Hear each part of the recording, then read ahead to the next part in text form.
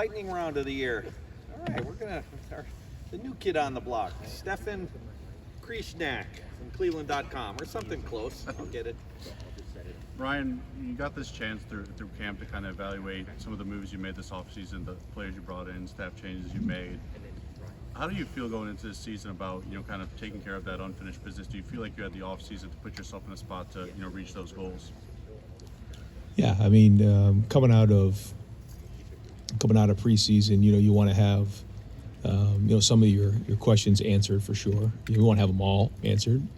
You make assumptions, based on what you see in preseason, and then once you get into the season, you figure out what those things are, and the ones that are accurate, you keep enhancing. The ones you don't, you just, you got to address, and I think that's, what we got to get done here as we head into the first couple games of the season.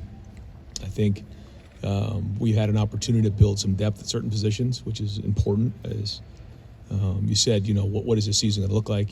That was one area that we knew we had to build in the offseason. We felt like we did that in terms of, the talent acquisition and the roster. But you also have to go on the field now, put it on the field, and work on the techniques and the fundamentals that we have to go put on the field. Learn the scheme in all three phases, which started back in the spring. But we'll find out here once we get going. But yet to be seen. But I feel like in this preseason, there's been an edge to our team. I feel like we've been consistent. I think it's been back and forth, offense and defense, which is usually a good sign. So we'll keep grinding on this thing. We got a mock game going on Saturday in the stadium, and then come up for air on Sunday and start game planning for Akron. Austin Ward. Ryan, it felt like maybe a week ago that Tegra was close to earning a starting nod. Has that solidified, do you think, this week for the group on the offensive line, or is that going to carry over the next week? Yeah, I think he's definitely going to play at guard. Whether he starts, we'll probably decide here coming off of Saturday, but he's definitely going to play unless something drastic were to happen. I think he's earned that opportunity. How much and if it's the whole game, and we'll decide that as we get probably through the weekend. But for sure, he's earned the right to play in this game, and again, we'll wait a couple more days to decide who the starter is going to be. That position feels so much different than quarterback. Maybe you could rotate throughout. And do you feel better about the overall playable depth in that spot? Yeah, I do. And a lot of it had to do with, because we had to put guys into some starting roles, and it's all positions, but certainly in the offensive line, when you're taking reps with the 2s and 3s, and all of a sudden you get pushed up with the 1s, you better tighten up fast, and you get an idea of how guys can hold up, especially when you're blocking our defensive line every day. So I think that was something that was definitely addressed here, this preseason. I think Austin Saraville stepped up in a big way, with Donnie being out, and then Carson can play both guard and center, which is good. And we've actually, Zen has done a nice job as well. But it was good to see Austin. He moved from guard to tackle a couple times, and even with the 1s, he was in there battling his tail off. So I think we have built some depth there. But again, we got to go play some games and see where we're at. Rob Aller. Ryan, what's the main thing you want to see out of the O-line that maybe you didn't see last year? Yeah, again, whether it's whatever happened last year is last year, but I know that the message to our offensive line is we want to be the hardest playing offensive line in the country. Now we got to play with technique, but at the end of the play, knock the line of scrimmage back and play with your hair on fire as hard as you possibly can. There's a lot that goes with the playing in the offensive line. There's a lot of communication. There's a lot of things that have to get into place. I think Seth has done a nice job of communicating. He understands the offense better now. He takes control up front and brings everybody together, which is great.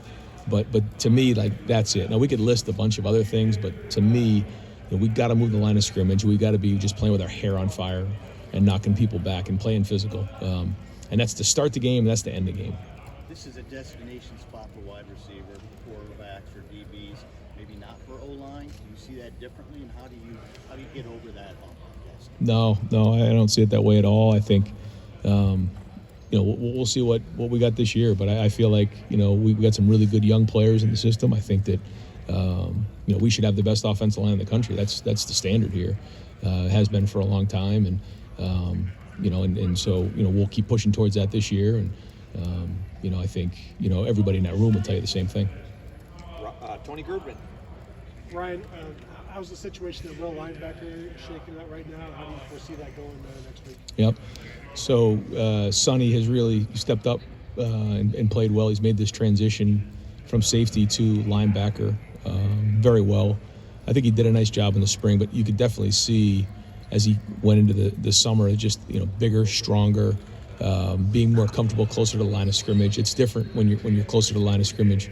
He's doing a better job getting his hands on offensive linemen and getting off of blocks. Doing a better job with his hands. I think he understands the communication. The linebackers always have to be involved with the front, and they got to be involved and fit into the back end. He's doing that. I think he's looking forward to playing in a game and getting an idea of what it all looks like. But I can tell you in practice, he's playing fast, he's playing violent, and I think he does a nice job of taking the meeting to the field, being very intentional about his work, but playing really hard. Is he the number one right now? Yeah, I haven't talked to Jim because we'll make that final decision here over the weekend, but he's certainly the leader in the clubhouse. Jim May. Can you tell Ryan? Seth McLaughlin. Can you tell he's been there, done that? Is he projected that to the offensive line? You understand what I'm saying from a leadership standpoint, a grown man. Yes. How does that just come about? How does that show up? A bunch of ways. It's just poise. It's not getting rattled when coach barks at you. It's okay, I got this. Let me get it under control. It's seeing something in practice and being able to adjust on the move. It's being prepared when you walk on the field. It's recognizing how hard you have to play at the position. It's kind of all of those things into one. But he's got great communication up front. He talks to the guys. He's moving quickly in there. And when you have experience like he has, the game seems to slow down at times. Yet, he seems to be playing at a fast level. Spencer Holbrook. Ryan, you've seen a lot of true freshmen get on the field and receive. What do you see that in Ryan? Have you seen him in the last couple of weeks take a step forward and he may force himself out into that rotation? Yeah, there was a point where he got a black stripe off, and I feel like he took a step in the right direction. When you come in the summer, it is very difficult to get on the field, especially early in the season. Whether he does or not, we'll see. But if he continues to practice the way that he's been practicing, then he'll give himself a chance to be in the rotation midway through the season or later in the season, which is similar to some of the wide receivers we've had before. You've seen some of those guys get some reps early in the season, but then make an impact later in the season. I think that's probably more his path right now. Now, he shows up and starts doing great, then, we'll give him the reps he deserves. Where like Jeremiah's in a different situation because he came in here in January and he was a little bit ahead. Anybody who comes in January, to me, I don't look at them as a freshman anymore. They've been here, they're in the program, and we expect them to contribute. Stephen Means. You've been living there for a while now, but you've had 2 scrimmages and you have to consistent in my game on Saturday as well. Now that you're not calling plays, how do you see yourself spending your time during those scrimmages and maybe picking up on things that maybe you weren't noticing before, just about your team because you're not head deep into a relation as much as you were?